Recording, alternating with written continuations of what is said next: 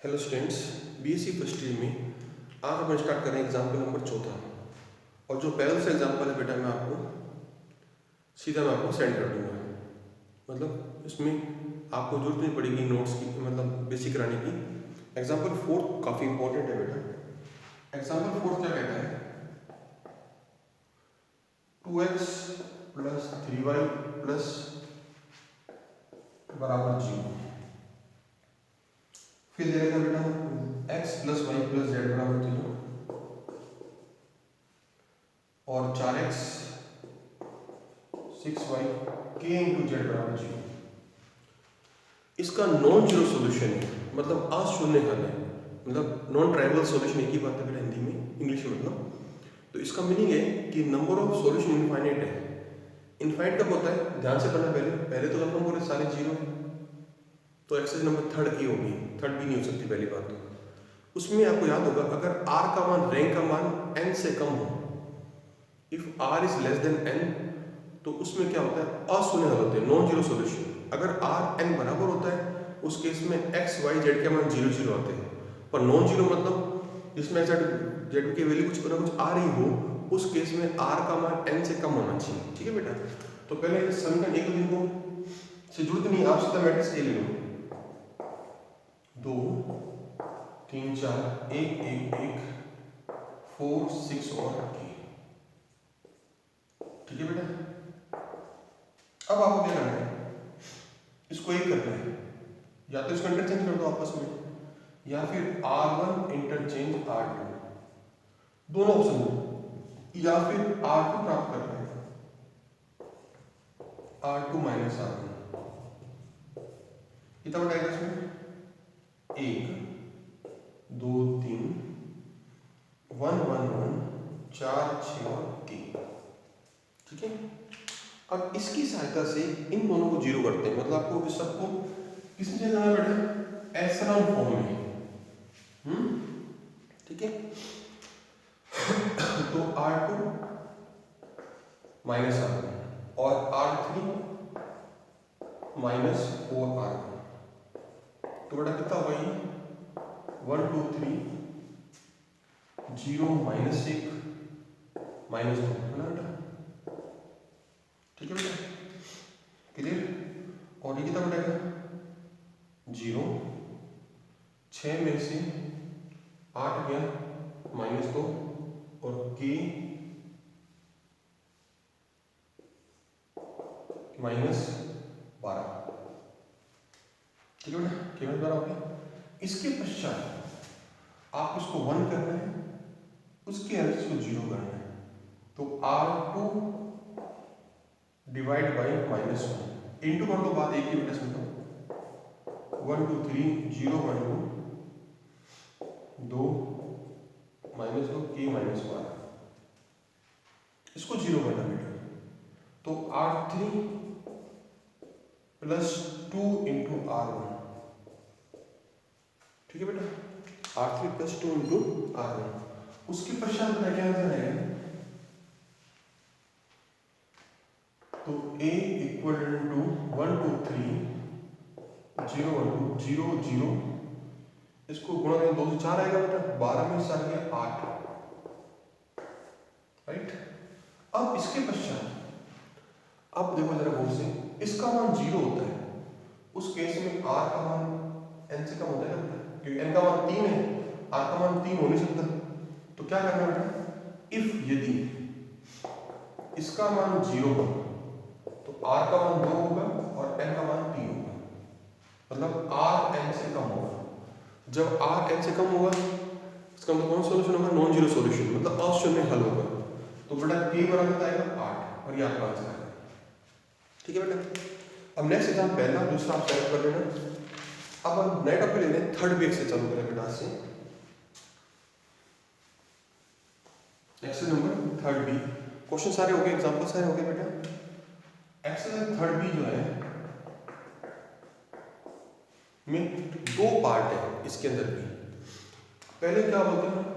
असमघात समीकरण, मतलब non homogeneous equation.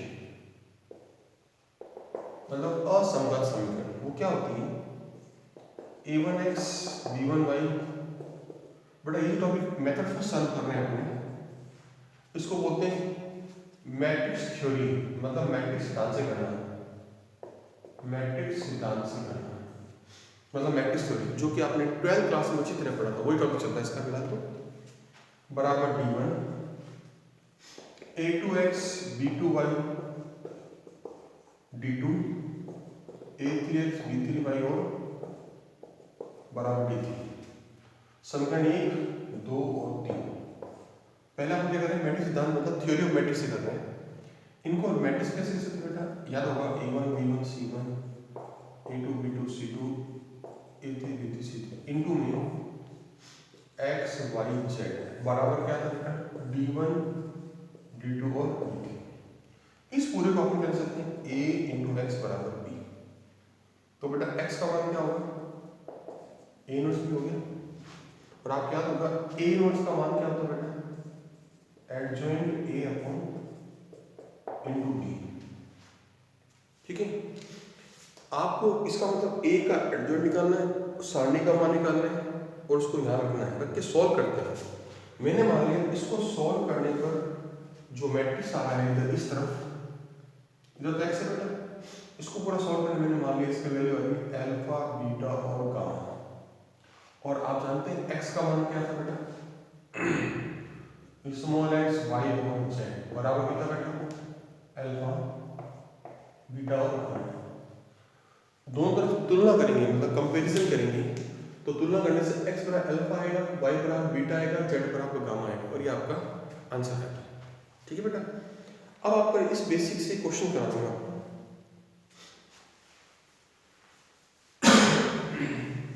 ये मेथड फर्स्ट है, दो मेथड बेटा, मेथड फर्स्ट और मेथड सेकंड।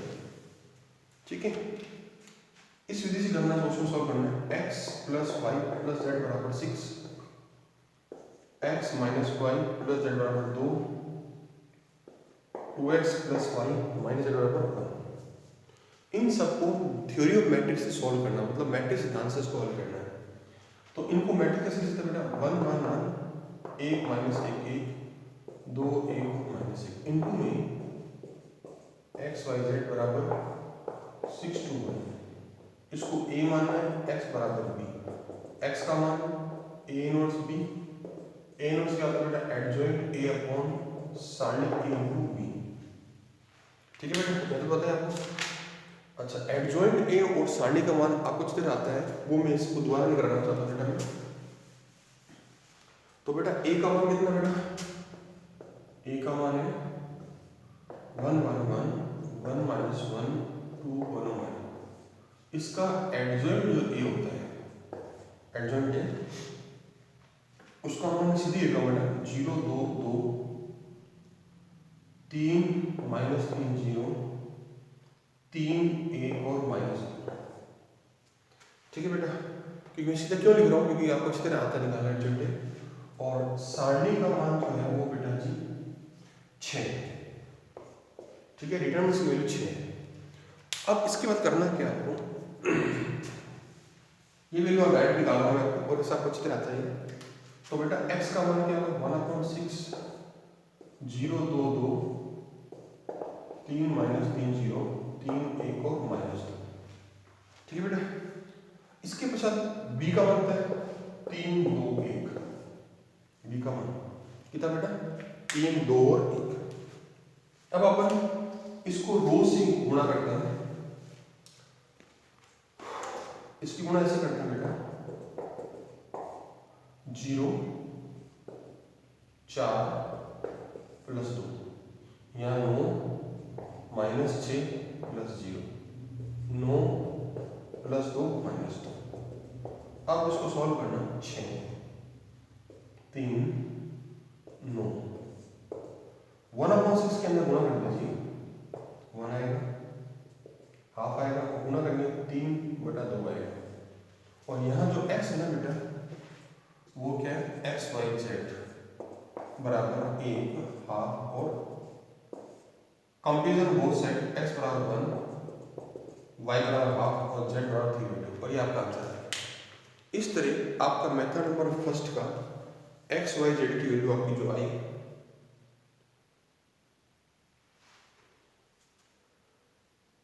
बेटा थोड़ा क्वेश्चन से गलत बता दिया क्या मैंने, एक सेकंड बेटा।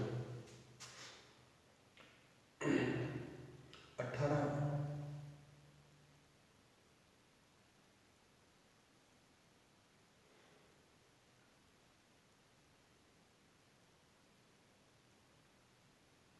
सॉरी बेटा, यहाँ पर 6 है,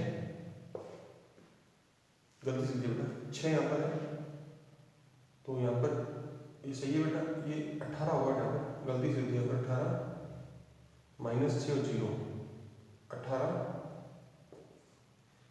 तो बेटा कितना है यहाँ पर 6 12 18, ठीक है। तो 1 2 और 3, 1 2 और 3, वो गलती से मिसप्रिंट होगी बेटा, x का मान 1, y का मान 2 और z का मान 3, ये आंसर है, ठीक है। तो गलती से रिप्रिंट हो गया बेटा। ये विधि थी आपकी पहली, जिसको आप कंप्लीट किया बेटा मैंने। एक दो क्वेश्चंस किताब लेके करना सेल्फ अपने आप बेटा, इससे आपको जल्दी समझ आ जाएगा। लेकिन कराऊँ सारे क्वेश्चंस, कल जब क्लास चालू करेंगे उसको अपन स्टार्ट करेंगे ई रूपांतरण से। ई मतलब एलिमेंट्री ट्रांसफॉर्मेशन से सॉल्व करना, वो सबसे मेन विधि है बेटा। ये विधि किसी काम की हालांकि नहीं है, मेन आपका क्वेश्चन उसी दूसरी मेथड से होता है। दूसरा मेथड कल आप कंप्लीट हो जाएगा, उसको लगभग सारे क्वेश्चन कंफर्म हो जाएंगे, कंप्लीट हो जाएंगे बेटा, ठीक है। दूसरी विधि में आपको कल कराना ताकि क्वेश्चंस कवर हो जाए ढंग से, ठीक है। थैंक यू बेटा।